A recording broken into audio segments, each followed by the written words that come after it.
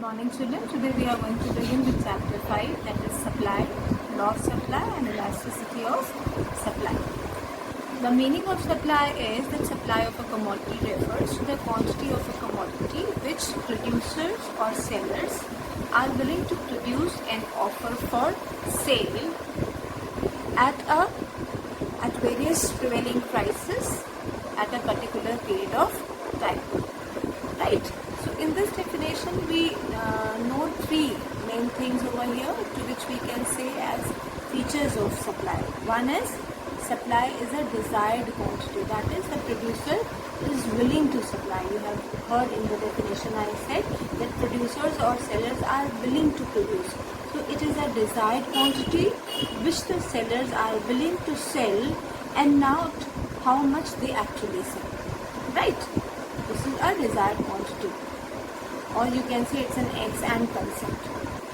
The second feature is supply is always expressed with reference to price.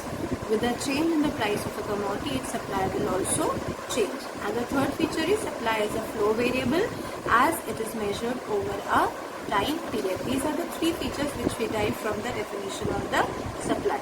The supply are of various types. One is individual supply. Individual supply refers to the quantity of a commodity which a firm is willing to produce and offer for sale at a particular price during a specified period.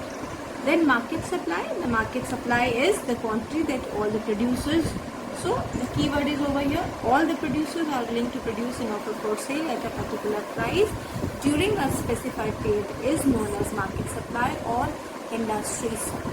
Alright. Then we have one more concept, that is intended supply. This is here in your book, it is written as stock and supply. These are two concepts that are given over here. The one is intended supply, to which we term as a stock. Intended supply refers to the quantity of a commodity which producers or sellers are willing to produce and offer for sale at a particular price during a particular time period. Then actual supply is, it refers to the supply of a commodity, that is actual amount which is actually available with the producers, right? Now there are certain difference between the individual supply and the stock. The first difference between supply and stock is that stock is the volume of a commodity which can be brought into the market for sale at a short notice, right? That is when prices are favorable. So we can say that stock is a potential supply, right? Then on the other hand, supply is the quantity of a commodity which is actually brought into the market for sale at the prevailing price, right? So the difference is that is a potential, the stock is a potential amount and the supply is the actual amount, right? That the stock will be got into the market when the prices are favorable, and supply is got into the market when prices are prevailing. Then second is the concept of a stock has no time dimension. That is, we do not say stock of any commodity per week or per month, etc. Right? Whereas the concept of supply has a time dimension. That is, we usually say the supply of a commodity per day, per week, per month, etc. And then one more thing, you can use any example, such as you can say the stock of food grains on 1st October, March 2016, 18, like that, or the supply of food grains per month, per year. So these are the three differences between stock and supply, right? The first is that stock is a potential supply and supply is the actual amount. Then the stock is expressed, it has no time dimension, whereas supply has time dimension. And then the last is you can use any of the examples for stock and supply. The next topic, children, is determinants of supply, right? The first determinant is price of the commodity itself. So supply is determined to a great extent by the price of the commodity. When the price of a commodity rises, supply rises, and vice versa. So supply and price share a direct and proportional relationship. That is, when the price will rise, the supply will rise. When the price will fall, the supply will fall. Then second determinant according to your book is goals of the firm. There are basically three goals of the firm. One is profit maximization, that is the most important goal of a firm. Then sales maximization and risk minimization.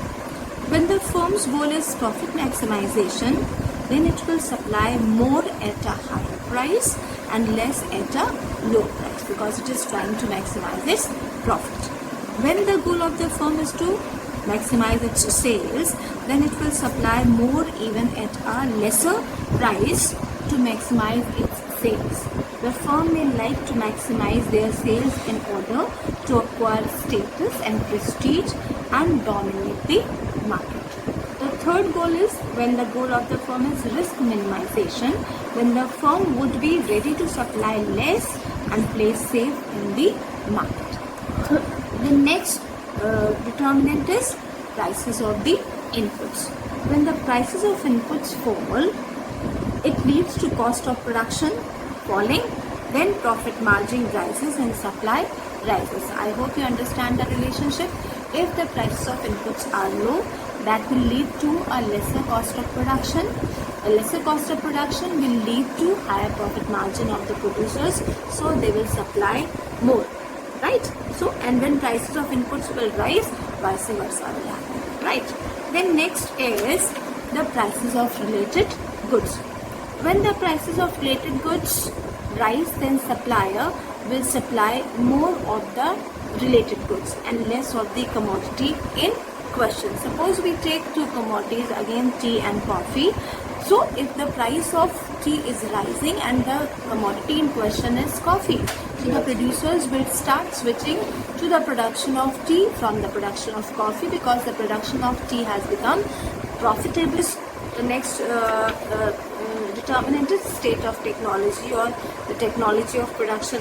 When the technique used is highly sophisticated, bulk production takes place in a short span of time and it leads to an increase in profit margin and increase in supply. Again I say, if the production technology is sophisticated, the production that will take place will be in huge quantity and that will lead to increase in profit margin, and the profit margin will lead to higher profit margin will lead to more supply. On the other hand, if the technique is outdated, supply goes down as the firm takes a longer time to produce, which raises the cost of production. Then the next point is the next caption is nature of commodity. There you can say nature of the commodity also or the nature of industry of the commodity also. Here we categorize the commodity or the industry into two parts. One is monopolized and the second is competitive. If the commodity or the industry is monopolized, that means single supplier or single firm is controlling the supply of the commodity. In a case of monopolized industry or commodity, a firm is also known as an industry, right? So if this happens, if the case of monopoly is there, the firm produces the entire commodity and a monopolist firm will like to restrict the output so as to raise the market price. That means they will control the supply in order to increase the profit margin, right? The next is the competitive market. If the market is competitive of the commodity, then there will be no tendency to restrict the output. So the competitive firms likely to produce and sell more as compared to monopolized industry. Then next is government policy. If government has a policy of putting higher taxes on the commodities, if the commodities are a source of revenue for the government, then the government, and if the government is raising their taxes, then the profit margin of the producer will fall and they will supply less those commodities.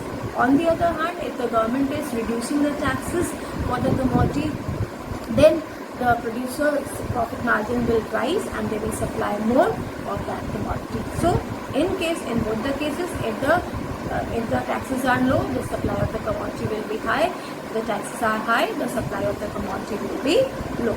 Leading, because of the cost of production, the taxes, they lead to higher cost of production and lower cost of production. And then next is expectation about future prices. If the suppliers, they think that the prices of the commodity will rise in future, so they will supply less today and hold it so as to offer a large quantity of the commodity in future at a higher price. But expectations of fall in future prices leads to increase in supply in the present period, right?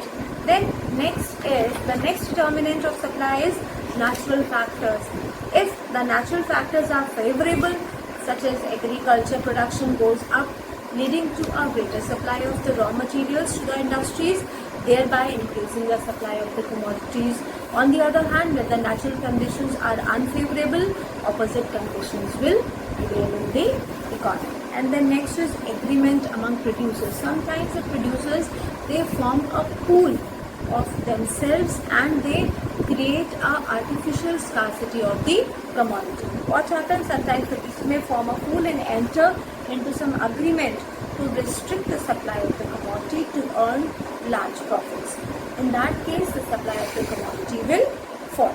They will create artificial scarcity of the commodity, and as a consequence, the supply of the commodity will decrease. These many are the determinants of supply. The next topic is supply function. The way you have demand function, similarly you have supply function also. The supply function states the functional relationship between the quantity supplied of a commodity and its determinants, right? You must be seeing in the slide, supply function is stated as S of n, supply of n is the commodity, is equal to f is the function, and then bracket में all the determinants are mentioned over there. That is P of n is price of commodity n, then P R, that is 2P n minus 1, that is price of related commodities, so all the related goods. Then G is goal of the firm is there, Fm is prices of inputs is there, T is the state of technology, E is expectations about future prices, G is the government policy regarding taxation, N is natural factors, and M1 is means of transport and communication. All these are determinants. I suppose I missed the means of transport and communication. I'll just go through it also. That if the means of transport and communication are easily available in the economy at affordable rates, then the supply of the commodity will rise. Otherwise, it will fall. Right. So the supply function is also we have discussed with you. Now the next is the law of supply. Right.